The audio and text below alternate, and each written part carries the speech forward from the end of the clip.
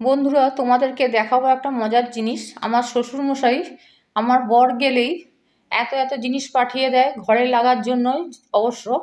এবারে পাঠিয়েছে এত লজেন্স পাঠিয়েছে। কে খাবে বলো? আমাদের বাড়িতে কোন বাচ্চা আছে? অবশ্য বলে দিয়েছি আমার দিদির মেয়ের জন্য। আর আমার বাবা টুকটুক করে লজেন্স খেতে ভালোবাসে, মানে বাপের বাড়ির বাবার কথা বলছি।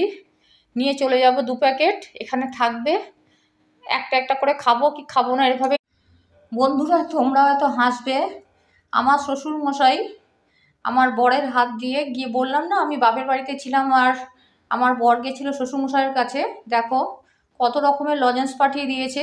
এটা ম্যাঙ্গো ফ্লেভার, এটা লিচি, অরেঞ্জ, এটা কি পান, পান মশালাটা, হ্যাঁ পান বাহারি, আর এটা হচ্ছে গোলগাপ্পে স্বাদের।